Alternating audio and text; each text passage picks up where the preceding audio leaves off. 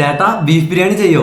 Y not? ഞാൻ പിന്നെ വലിയ ഷെഫ് ഒന്നും അല്ലാത്തോണ്ട് എനിക്ക് വലിയ അഹങ്കാരമൊന്നുമില്ല. നിങ്ങൾ പറയണ എന്തും യൂട്യൂബ് നോക്കി പഠിച്ച് ഞാൻ ഉണ്ടാക്കും. അപ്പൊ ഇന്നത്തെ എന്റെ ലൈഫിലെ ആദ്യത്തെ ബീഫ് ബിരിയാണിയാണ് ഉണ്ടാക്കാൻ പോണേ. ഈ ബീഫ് ബിരിയാണി എന്ന് പറയുമ്പോ എനിക്ക് ഓർമ്മ വന്നത് പണ്ടൊരു വട്ടം ഞാൻ ബീഫ് വെച്ചതാ. എന്റെ വീടിന്റെ തൊട്ടപ്പുറത്ത് തന്നെയാ എന്റെ മേമയുടെ വീടും. അപ്പൊ ചില ഞായറാഴ്ച ഒക്കെ എന്തെങ്കിലും സ്പെഷ്യൽ ഉണ്ടാക്കി ഞങ്ങൾ എല്ലാവരും കൂടി ഒരുമിച്ച് കഴിക്കും. അങ്ങനെ ഒരു ഞായറാഴ്ച എന്റെ പാപ്പനൊരു സ്പെഷ്യൽ ഉണ്ടാക്കി. ബീഫിന്റെ വാരിലും കൊള്ളിയൊക്കെ വെച്ചൊരു കിടിലൻ ഐറ്റം. അവിടെ ഇരുന്ന് മടമടാന്ന് തിന്നു കയറ്റി. അതിനുശേഷം അന്ന് വലിയ കോലാഹലങ്ങളൊന്നും ഉണ്ടായില്ല. പിറ്റേ ദിവസം എഴുന്നേറ്റപ്പോ എനിക്ക് ചെറിയൊരു വയറുവേന, പിന്നെ അത് വളർന്ന് വലിയൊരു വയറുവേനയായി. അങ്ങനെ നിവർത്തിയിട്ട് ഞാനും എന്റെ ചേട്ടനും കൂടി ഹോസ്പിറ്റലിൽ പോയി. അപ്പൊ ആ ഡോക്ടർ എന്റെ മുഖത്തൊക്കെ ചോദിക്കാ, എങ്ങനെ പോലെ നീ ഇത്ര നേരം ഈ വേദന പിടിച്ചു നിന്നെന്ന്. അങ്ങനെ ഡോക്ടർ പറഞ്ഞ ഏകദേശം 3-4 ദിവസം ഞാൻ അവിടെ അഡ്മിറ്റ് ആയതിനു ശേഷമാണ് എന്റെ വയറുവേദന മാറിയത്. അതന്ന് ആ ഭക്ഷണം കഴിച്ച് എനിക്ക് വന്നതല്ലാട്ടാ. എനിക്ക് വയറിന് വേറൊരു ചെറിയ പ്രശ്നമുണ്ട്. പാരമ്പര്യമായിട്ട് കുടുംബത്തിൽ നിന്ന് വലിയ സ്വത്തൊന്നും കിട്ടിയിട്ടില്ലെങ്കിലും ഇങ്ങനെ കുഞ്ഞു അസുഖങ്ങൾ കിട്ടിയിട്ടുണ്ട്. അപ്പൊ നമ്മുടെ ഇന്നത്തെ ബീഫ് ബിരിയാണി റെഡി. സത്യം പറയാലോ, ഗംഭീര ടേസ്റ്റ് ഒന്നുമില്ല, പക്ഷെ കഴിക്കാൻ കൊള്ളാം. അതായത് എന്റെ മുഖത്ത് നിങ്ങൾ കാണുന്നത് ചെറിയൊരു ഉഡായിപ്പ് ചിരിയാ.